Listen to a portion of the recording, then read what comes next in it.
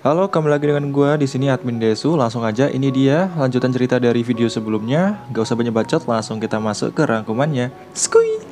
Chapter 2. Setelah Kosei pulang dari apartemennya, Seika hanya memikirkan semua tentang Kosei.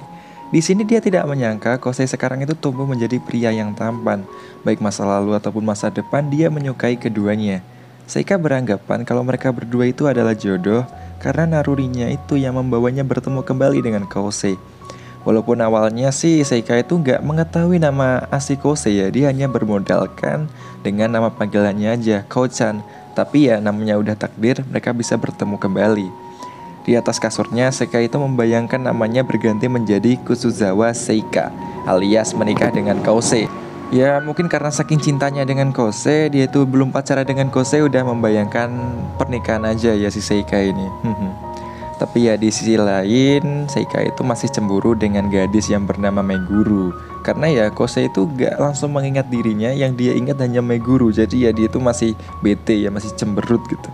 Jadi ya untuk mendapatkan Kosei seutuhnya, Seika akan berusaha lebih keras lagi gitu. Singkat cerita, mereka berdua itu berangkat ke sekolah. Nah, waktu di jalan itu Kosei terlihat masih biasa aja ya. Dia itu cuma minta kepada Seika kalau hubungan pertemanan mereka itu cukup di luar sekolah aja. Kalau di sekolah ya nggak usah bicara, nggak usah kayak dekat banget gitu. Karena soalnya kan ya mereka itu beda gitu. Seika itu orangnya populer, si Kosei hanya seorang introvert di sekolah gitu.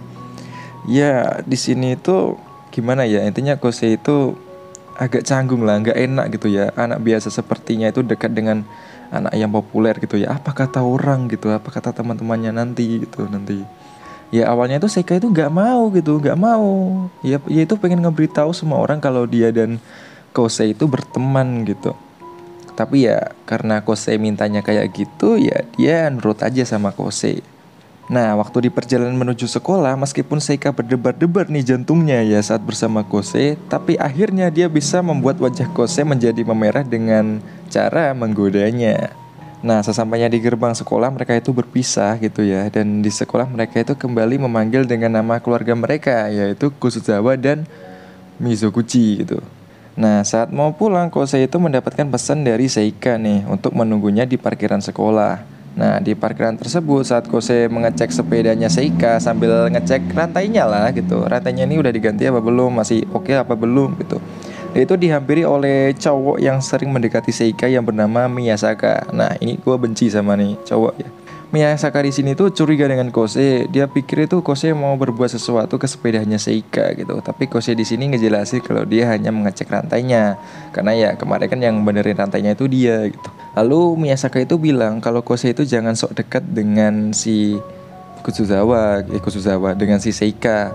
Karena hanya pernah membantu Seika itu bukan berarti Kosei bisa dekat dengan Seika. Kalau Kosei dekat dengan Seika, takutnya nanti reputasinya Seika itu akan hancur itu. Tapi ya meski Kosei itu pendiam ya, sebenarnya untuk fisik Kosei itu udah menang coy. Karena tubuhnya itu terlihat ideal dan oke lah dibanding dengan Miyasaka yang terlihat lebih pendek dan kurus daripada dirinya.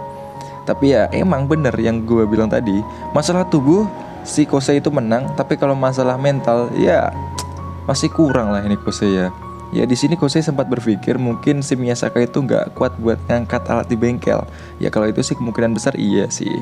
Tapi ya kembali lagi Kosei itu lemah di mentalnya gitu. Makanya ya dia di sini nggak mau cari gara-gara dan memilih meninggalkan parkiran tersebut.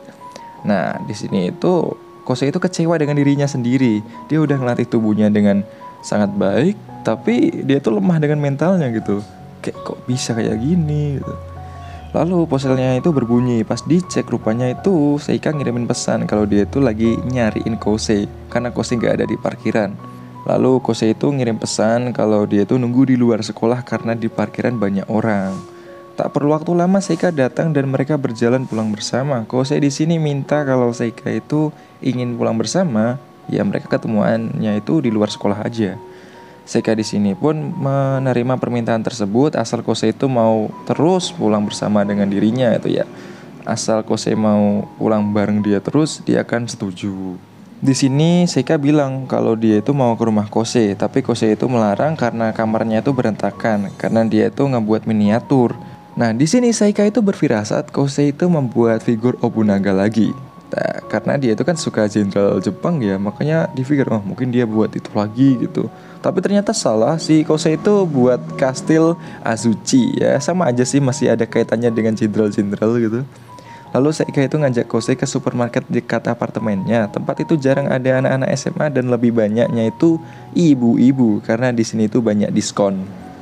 Ya karena Seika itu bukan anak orang kaya, dia itu seperti mak-mak lainnya ngumpulin kupon diskon. Tapi dulu itu dia itu pernah jadi model foto kan. Nah kuponnya itu dia dalam tas. Nah pas jadi modelnya itu tasnya itu kan kebuka, terus ke foto itu kuponnya. Dan ada komentar yang mengatakan kalau mereka itu kecewa dengan Seika karena Seika itu bukan anak kolong merah. Mendengar itu Kose mah gak masalahin gitu ya, gak ada masalah dengan kupon tersebut karena setiap orang itu punya cara sendiri untuk menjalani hidup gitu ya. Jadi ya nggak masalah beli barang online ataupun beli barang secara offline untuk mencari potongan harga, itu nggak ada masalah sama sekali. Mendengar itu Seika senang karena Kose itu nggak memandang buruk dirinya gitu. Lalu saat makan snack, Seika itu cerita kalau beberapa tahun yang lalu dia itu mencari informasi Kose hanya berbekalkan nama panggilannya saja. Ya emang hampir mustahil, tapi pada akhirnya bisa ketemu kembali gitu. Saat Seika bilang kalau semua ini adalah takdir, Kose itu malah menindihi kalimat Seika dengan berkata kalau semua ini adalah keberuntungan. Dan hal itu membuat Seika sedikit cemberut gitu. Karena Kose adalah anak yang gak terlalu kepo dengan akun sosial media orang lain, jadi ya dia itu gak pengen lah, maksudnya gak ada niatan lah buat ngintip atau stalkingin Twitternya ataupun IG-nya si Seika. Dan di sini tuh ngebuat Seika itu kepingin gitu ya, kepingin si Kosenya itu kepo dengan akun pribadinya gitu. Kenapa sih dia tuh nggak mau kepo akunku gitu. Ya karena udah sore, mereka pun mengakhiri pertemuan mereka. Dan di sini Seika ngajak Kose untuk jalan besok, tapi Kose itu menolak karena mau mengantar furnitur yang udah dia buat.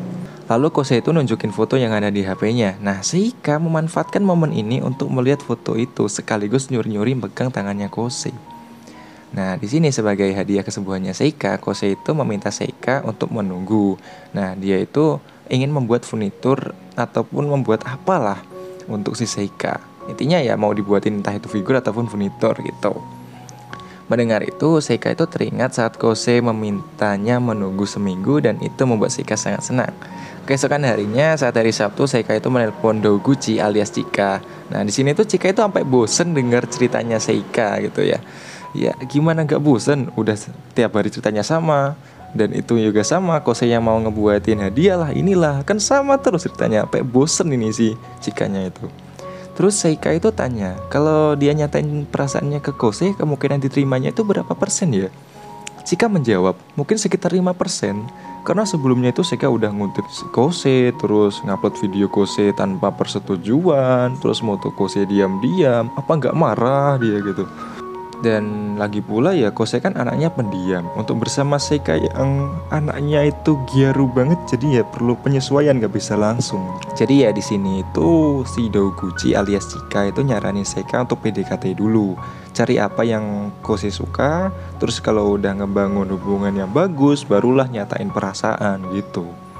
Keesokan harinya, tepatnya pada hari Minggu, Kose telah selesai mengirim barang pesanan dan orang tua sekaligus kakaknya itu nggak ada di rumah. Jadi Kose memanfaatkan waktu tersebut untuk fokus memikirkan konsep.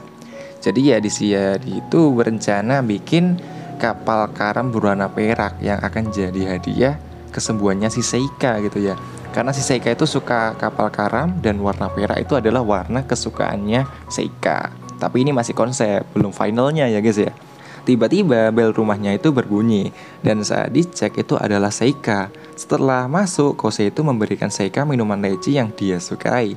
Seika di sini kaget, ternyata Kose itu memperhatikan hal seperti ini. Karena ya kemarin kan waktu di supermarket Seika kan beli minuman rasa leci.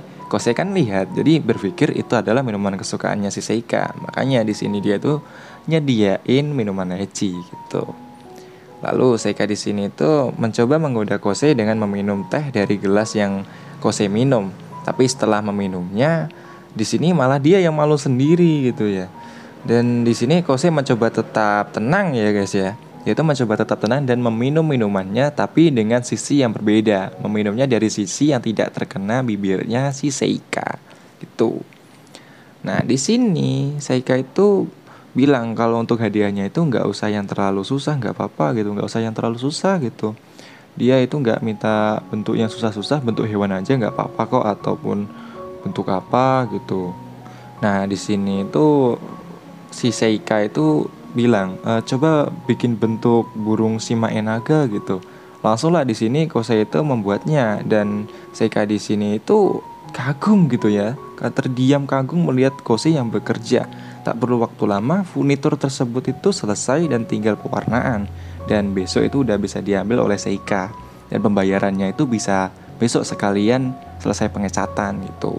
Lalu di sini Kose itu mengajak Seika ke toko depan rumahnya. Jadi di depan tempat Kusuzawa Manufactory itu ada toko lagi, dan tokonya itu masih kepemilikannya itu ada di orang tuanya Kusuzawa alias Kose ini ya. Jadi ya itu Kose itu bikin barang dijual di tokonya sendiri, tapi tokonya itu cuma beda tempat aja. Jadi ya bersebelahan aja, depan-depanan gitu. Dan di sini itu Seika tambah kagum lagi gitu ya, melihat karya-karya milik Kose di sana yang dipajang dan dijual, dari mulai diorama, kursi, boneka dan lain-lain. Lalu di sini itu Seika itu membeli boneka Shiba Inu merah, dan harganya itu murah banget coy. Ya kenapa kok murah? Karena ini kan produksi massal gitu ya. Anggap aja harga grosir gitu. Ya di sini itu Kose itu juga menerima pesanan khusus. Maksudnya pesanan khusus itu adalah pembeli request apa nanti dia akan buatin gitu ya. Jadi di sini itu Seika langsung request nih. Dia itu request pesanannya itu adalah boneka Kose. Dia tuh ingin bonekanya Kose. Boneka Kose, boneka berbentuk Kose. Ya tentunya di sini Kose itu terkejut ya. Ya karena buat apa bikin boneka dirinya buat disimpan tuh buat apa? Masa mau nyantet gua gitu. Ya di sini tuh Seika beralasan kalau dia itu mau membuat boneka teman-temannya gitu ya. Tapi sebelum membuat itu dia itu ingin minta izin dulu. Dan untuk hari ini dia ingin bonekanya Kose. Nanti mungkin dia akan bikin bonekanya Chika gitu. Pada akhirnya Kose itu menerima pesanan tersebut dan membahas tentang biayanya. Dan tak terasa waktu sudah menunjukkan jam 4 sore dan Seika itu pamit pergi karena mau pergi ke salon.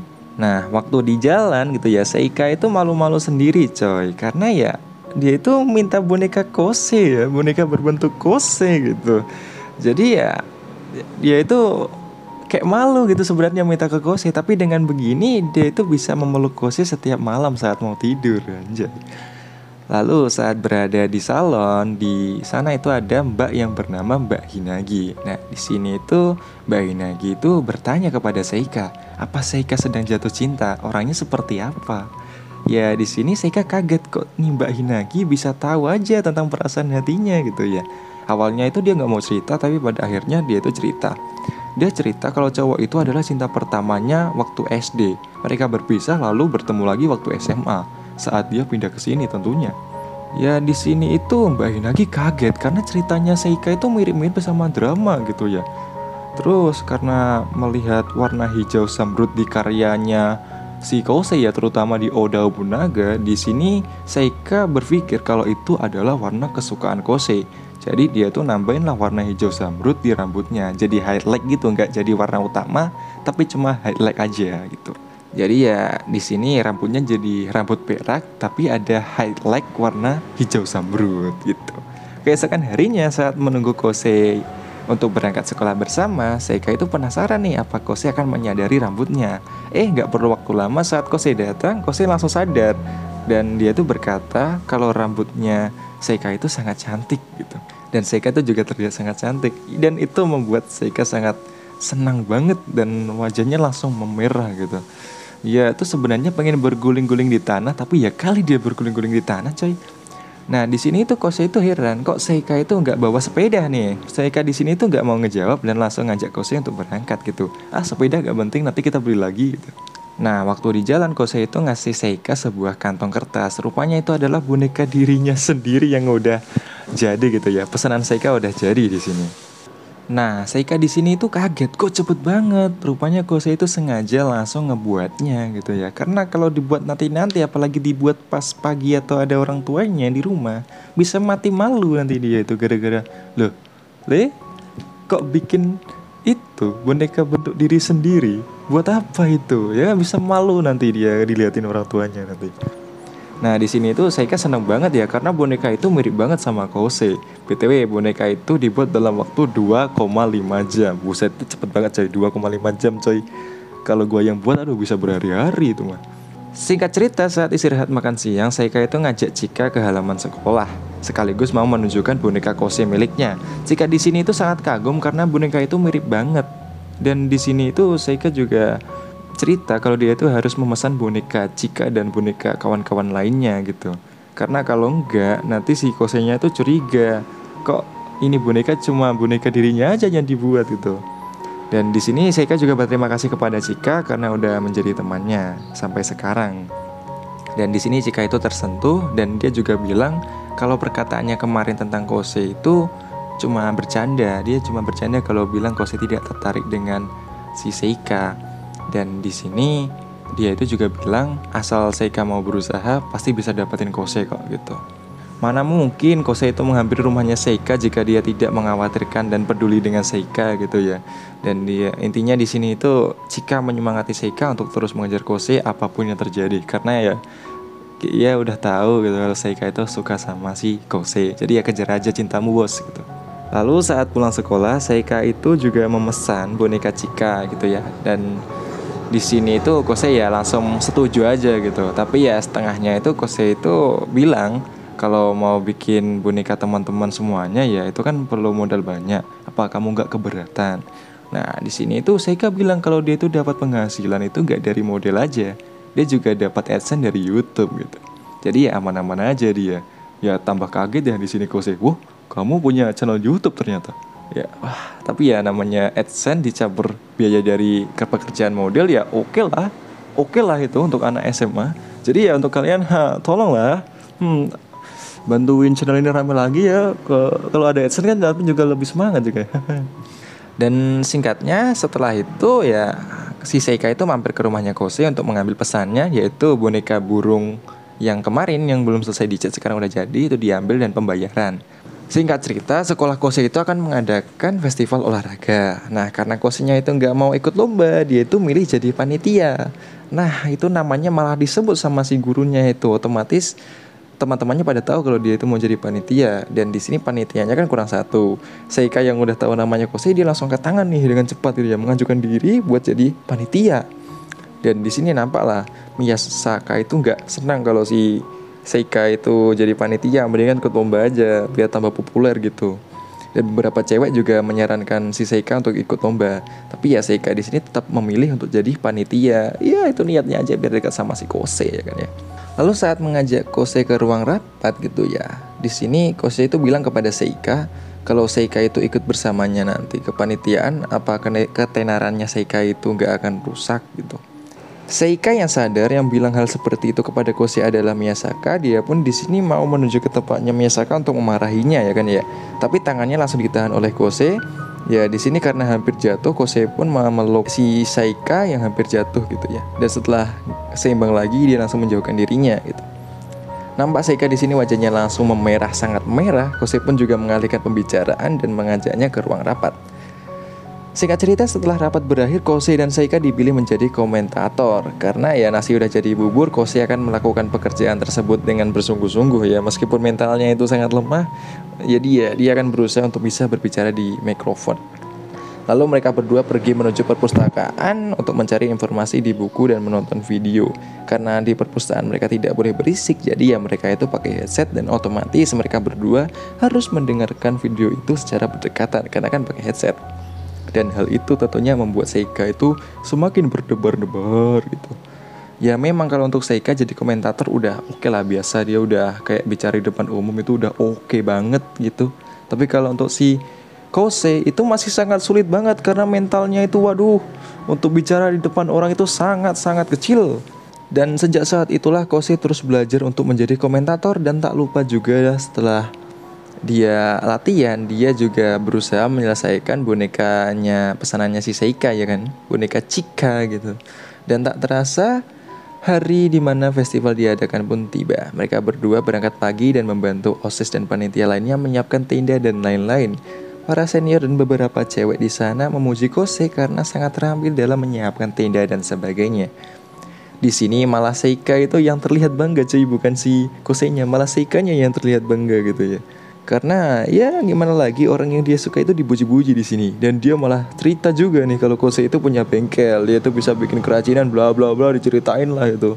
Dan di sini itu beberapa gadis itu menduga kalau si Kose dan Seika itu punya perasaan gitu atau ada hubungan gitu. Gara-gara ya dia tuh melihat Seika yang matanya tuh kayak mata-mata orang jatuh cinta gitu ya saat melihat Kose. Jadi ya cewek-cewek ini tuh berpikir kalau Seika itu suka sama Kose gitu. Guru olahraga mereka yang bernama Ota Sensei juga memuji Kose karena ya berkat Kose itulah persiapan menjadi lebih cepat. Lalu singkat cerita, acara dimulai. Selagi menunggu giliran menjadi komentator, Seika dan Kose itu bertugas menangani orang-orang yang kelelahan ataupun sakit. Sempat mereka itu dihampiri oleh beberapa cewek nih ya. Nah, cewek-cewek itu malah menanyakan nih hubungan mereka berdua itu apa. Kose di sini main aman dengan bilang kalau rumah mereka itu dekat dan Seika itu sering mampir ke bengkel keluarganya. Lalu giliran Kose dan Seika menjadi komentator tiba. Perlombaan yang mereka komen adalah lari estafet. Saat duduk di bangku komentator, Kose terlihat sangat gugup nih ya. Tapi setelah Seika memegang tangannya, dia jadi lebih tenang. Dan alhasil pekerjaan yang berat menjadi pekerjaan yang ringan gitu ya. Ya memang sih saat pekerjaan berat Kose terlihat sangat keren ya, tapi kalau masalah beginian jadi komentator mentalnya masih sangat lemah. Dan disinilah fungsinya Seika, anjing punya fungsinya Seika, tugasnya Seika kok fungsinya. Tugasnya Seika untuk memberikan support pun tiba ya kan ya. Dan setelah memberikan semangat kepada Kose, mereka berhasil melakukan pekerjaan mereka dan dengan lancar, tak ada masalah, tidak ada komen, jadi ya oke lah gitu. Dan kalian tahu apa? Setelah mereka selesai mengomeni pertandingan tersebut, ternyata tangan mereka itu masih berpegangan di sana. Singkatnya mereka berdua itu makan siang bersama dan Kose di sini itu juga makan bekal buatannya. Seika itu juga makan bekal nih, tapi buatan ibunya karena dia tuh belum bisa masak gitu. Dan di sini mereka itu saling bertukar lauk. Seika di sini itu tak berhenti-henti kagum dengan Kose karena ya nggak cuma ahli dalam membuat sesuatu, dia juga jago dalam memasak dan sebagainya. Lalu pas mereka lagi asik-asik nonton pertandingan kelas, mereka itu kecewa nih dengan Miyamura yang sok jago tapi endingnya yang gak guna gitu. Dan kelas mereka itu tertinggal jauh gitu dari kelas lain. Nah pas Miyamura dan Himura mau lomba lari, tiba-tiba Chika datang nih menghampiri si Kose sama Seika. Dia tuh bilang kalau Himura sedang cedera jadi perlu pengganti. Seika pun dengan cepat mengajukan dirinya sekaligus Kose untuk join pertandingan dengan alasan biar kelas mereka itu nggak tertinggal poinnya gitu. Ya Seika sebenarnya memanfaatkan momen tersebut agar dia bisa dekat dengan Kose gitu. Tapi ya alasan keduanya karena dia itu nggak mau sama Miyamura. Ya oke sih. Setelah dibujuk, Kose pun mau dan mereka itu pergi ke lapangan. Tapi di sini Kose itu nggak punya persiapan nih gitu kan. Terus di sini itu Miyamura itu nggak terima posisinya itu digantikan oleh Kose. Sampai-sampai di sini Miyamura itu ngerendahin Kose lah, ngehina Kose lah, itulah gitu, nggak yakin lah inilah gitu. Tapi di sini langsung dibantah habis-habisan oleh Seika gitu ya. Emang kenapa kalau dia pendiam? Emang kenapa kalau dia biasa aja? Dengar ya, kelas kita ini ketinggalan gara-gara kamu yang sok jagoan ya. Kamu sok jago bisa pertandingan tapi hasil apa? Gak ada gunanya. Ya meski Kose terlihat biasa-biasa saja, tapi dia tuh berusahanya keras banget loh. Dia tuh berusaha dalam pekerjaan agar mendapatkan uang. Dia juga membuat hadiah untuk anak-anak di panti asuhan. Dibandingkan dengan diriku ataupun kamu, Kose itu lebih hebat. Dia orangnya itu gak sok jago, asal kamu tahu ya. Dia tuh orangnya gak sok jago. Dan dia selalu berusaha untuk melakukan sesuatu. Dia berusaha begitu keras agar bisa menjadi komentator. Dan dia bukan orang yang setengah-setengah. Jadi apapun yang terjadi aku akan berpasangan dengan Kose. Meskipun kamu gak terima, aku akan berpasangan dengan Kose. Anjing, dibantah habis-habisan coy ini Miyamura. Otomatis dia kena mental dan dia terdiam. Lalu Miyamura pun meninggalkan tempat tersebut. Dan karena waktu udah mepet, jadi ya Seika sama si Kose akan join pertandingan. Sebelum pertandingan dimulai, Kose di sini tuh merasa haru karena ada orang yang mau ngebela dia sampai kayak gitu, sampai segitunya. Lalu setelah kaki mereka diikat, Kosei pun di sini mengucapkan terima kasih soal barusan gitu ya. Dan di sini dia juga minta maaf karena seharusnya dia bisa mengatasinya sendiri, tapi malah yang mengatasinya itu adalah Seika. Seika di sini ya bilang no problem gitu ya, nggak masalah gitu, nggak apa-apa kok gitu. Lalu mereka di sini tuh memulai pertandingan dengan strategi dari Seika. Jadi ya memang Kosei itu memang kesusahan di sini ya, tapi dia tetap berusaha keras untuk menyimbangi dirinya dengan Seika gitu. Dan alhasil mereka berhasil mendapatkan posisi keempat. Ya syukurlah posisi keempat dengan tanpa persiapan apapun itu sudah lebih dari cukup. Dengan begini kelas mereka itu tidak tertinggal jauh.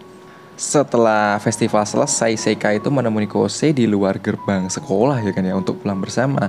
Dia itu terkejut melihat ada satu cewek dan satu anak cowok. Tapi di sini cowoknya itu kayak cewek gitu ya. Soalnya cowoknya ini feminim gitu ya.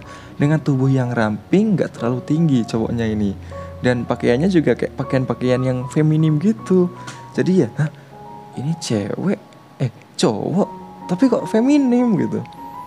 Terus Kosei di sini jelasin kalau yang cewek ini adalah kakaknya. Terus yang cowok ini adalah anak SMP yang bernama Meguru, dan Meguru itu adalah sepupunya. Nah, di sini itu Seika itu kaget. Ternyata Meguru itu adalah cowok. Tapi cowoknya itu kayak cewek. Feminim banget lagi. Aduh. Dan di sini juga kaget juga ternyata Meguru itu adalah sepupunya Kosei. Kirain siapa gitu. Terus di sini itu Kosei jelasin hubungan dia dan Seika gitu ya kepada kakak dan sepupunya. Di sini kakaknya ya oke-oke aja. Tapi di sini Meguru itu notabene kan cowok gitu. Tapi malah terlihat lebih protektif ke Kosei gitu ya. Jadi kayak adik cewek dia itu, tapi cowok gitu. Nah di sini itu Meguru itu memandangi Seika gitu ya, kayak nggak percaya gitu sama Seika ini. Ini jangan-jangan orang jahat apa gimana gitu. Jadi ya di sini itu Meguru itu masih belum percaya banget sama si Seika gitu ya. Dan Meguru itu kan adalah salah satu anak yang dibuatkan figur oleh si Kosei ya kan ya. Ya di sini tuh jadi ya dia tuh protektif banget lah sama si Kosei. Tapi dia itu cowok guys, dia itu cowok bukan cewek ya, ingat. Dia itu cowok. Nah kedatangan mereka berdua di festival ini adalah untuk memberikan semangat kepada Kosei saat lomba gitu ya. Dan setelah itu mereka di sini tuh pamit untuk pulang dulu. Tapi di sini tetap terlihat jelas kalau Meguru masih mengawasi Seika dari kejauhan gitu ya. Masih belum percaya banget. Oh ya, jadi di festival ini orang tua mereka itu ya orang tua murid itu diperbolehkan datang. Tapi orang tuanya si Kosei sama si Seika itu nggak datang gitu. Sebenarnya nggak datang. Tapi ini ternyata dua orang ini kakak sama sepupunya itu datang ngelihat si Kosei itu. Setelah itu, Kosei berterima kasih kepada Seika karena Seika adalah orang yang mau mendukungnya. Dan saat Seika memegang tangannya itu, dia merasa tenang gitu. Seika itu senang banget lah mendengar hal tersebut keluar dari mulut orang yang dia sukai. Tapi dia masih cemburu gitu ya melihat Kosei yang lebih terbuka kepada kakak dan sepupunya.